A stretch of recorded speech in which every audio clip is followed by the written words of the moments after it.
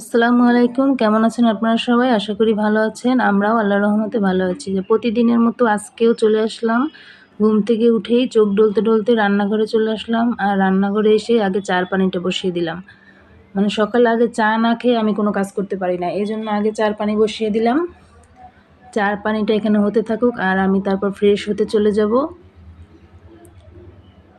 চা'র পানি বসিয়ে দিলাম আর প্রতিদিনের যে রুটিন সেগুলোই আপনাদের সঙ্গে শেয়ার করব। আজকে সকালের রুটিনটা আপনাদের সঙ্গে শেয়ার করব যে আমি ছুটির দিন সকালে কী করি।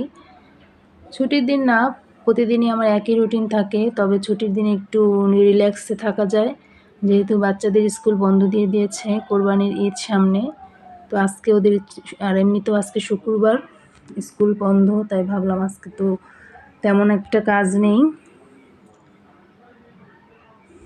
তো এই যে আমি চা বসিয়ে দিয়ে চলে আসলাম ফ্রেশ হতে।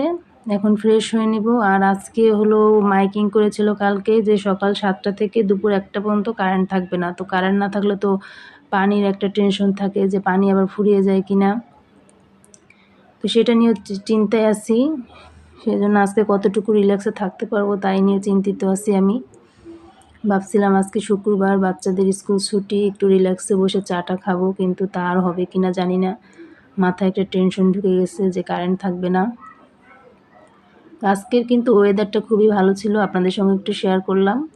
প্রতিদিন এরকম ওয়েদার থাকে না, প্রচণ্ড রোদ থাকে। তা আজকে সকালের ওয়েদারটা খুবই ভালো ছিল। তো এই ওয়েদারে কিন্তু 1 কাপ গরম গরম চা খেতে খুবই ভালো লাগবে। তো এই যে আমার চা বলক এসে পড়েছে, এখন আমি চায় পাতি দিয়ে দেব।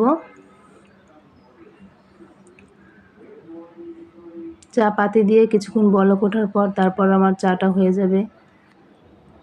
তো আপনাদের সঙ্গে আমি ডেইলি রুটিন শেয়ার করি, আপনাদের কাছে কেমন লাগে অবশ্যই কমেন্ট করে জানাবেন।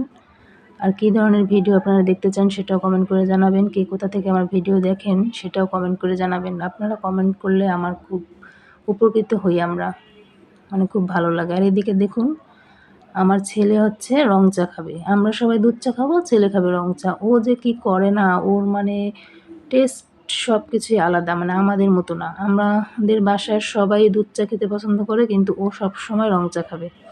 রং চাটা ওর খুব ফেভারিট। তো ওকে একটু রং চা করে দিলাম আর আমরা এই যে দুধ চা খাবো, ও রং চা খাবে। তো কী আর করার, ও যেটা চয়েস করছে সেটাই ওকে বানিয়ে দিলাম।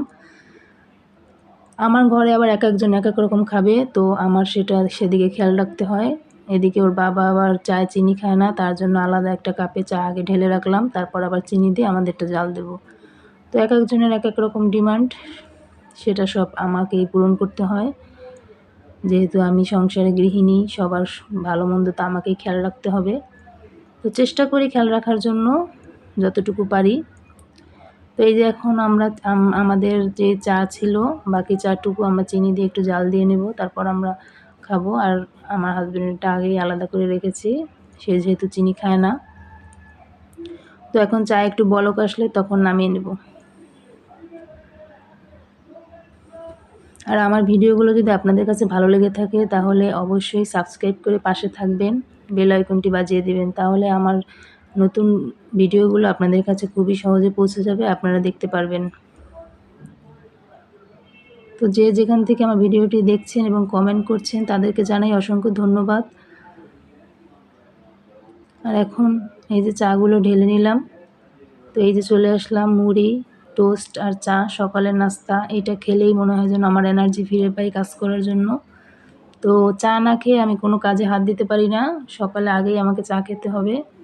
আর মুড়ি দিয়ে কে সকালে চা খান সেটা অবশ্যই জানাবেন কমেন্ট করে। মুড়ি ছাড়া তো চা প্রশ্নই আসে না। মুড়ি দিয়ে খেলে মনে হয় চার একটা আসল ফ্লেভার পাওয়া যায়, আর এমনি বিস্কিট দিয়ে খেলে আমার কাছে তেমন একটা ভালো লাগে না। তো মেয়েদের বাবা আবার ওই যে ঠান্ডা করে তারপর চা খায়, তা সে তার চা ঠান্ডা করে নিল, সে গরম চা খায় না। আর চা খাচ্ছি আর দুজনে মিলে ডিসকাস করছি যে আজকে কী রান্না করা যায়। আমার মনে হয় প্রতিটা গৃহিণীরই মানে একটাই চিন্তা থাকে সকালে উঠলে যে আজকে কী রান্না করব। তো আমারও সেই একই চিন্তা থাকে। এই চিন্তা করতে করতে দিনের অর্ধেকটা সময় প্রায় পার হয়ে যায়। পরে রান্নাবান্না করতে গেলে আমি কিছুই খুঁজে পাই না। এজন্য আগে থাকতে সকালে ওর বাবার সাথে আমি এটা ডিসকাস করে নিই। ওর বাবা যেটা খেতে পছন্দ করে সেটা বলে, ওইটাই রান্না করি। তো সামনে যেহেতু কোরবানির ঈদ, আর ফ্রিজে তেমন কোনো কিছু নাই বাজার, আমি বাজার করতে না করেছি যে ফ্রিজটা খালি করে দেই, আগের যত মাছ মাংস আছে সব খেয়ে ক্লিয়ার করি, কেননা কোরবানি ঈদে মাংস খাওয়া হলে তখন আর এগুলো খাওয়া হবে না, তো এগুলো অনেক দিন পরে থাকলে নষ্ট হবে। তো সেই কারণে আর বাজার করা হচ্ছে না, আজকে যা আছে দেখি তাই চালিয়ে দিব, যা আছে তাই দিয়ে চালিয়ে দিব।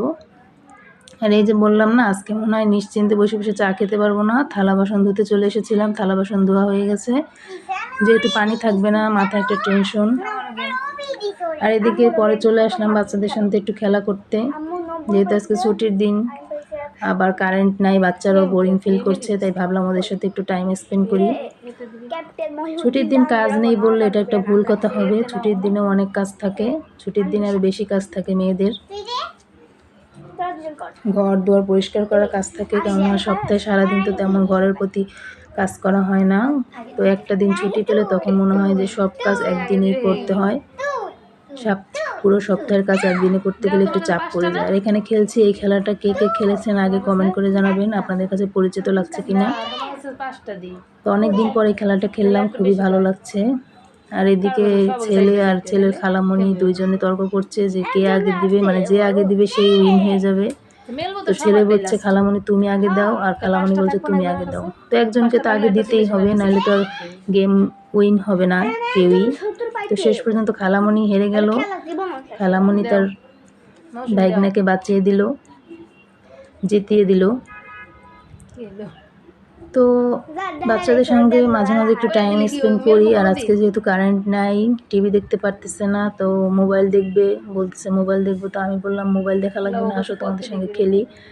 তো বাচ্চারা ইদানিং এত মোবাইল দেখে যা কল্পনার বাইরে।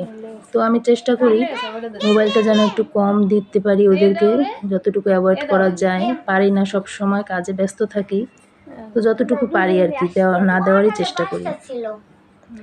মোবাইলটা আসলে যতটা কম দেখানো যায় ততটাই ভালো। এই যে ওদের সঙ্গে কিছুটা সময় পার করলাম, খুবই ভালো লাগলো। আর মোবাইল দেখাটা অন্তত কিছুটা সময় একটু বাদ হইলো।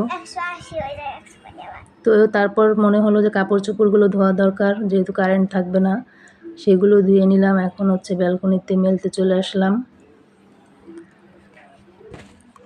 ব্যালকনিতে নেড়ে দেবো কাপড়গুলো। তো আজকে কি রান্না করব সেটা আজকে আর আপনাদের সঙ্গে শেয়ার করতে পারলাম না, তাহলে ভিডিওটা অনেক বড় হয়ে যাবে। অন্য কোনো সময় আবার ভিডিওতে শেয়ার করব, আমি দুপুরের রুটিনটা শেয়ার করব আপনাদের সঙ্গে। তো আজকে তাহলে এই পর্যন্তই, সবাই ভালো থাকবেন, সুস্থ থাকবেন, আল্লাহ হাফেজ।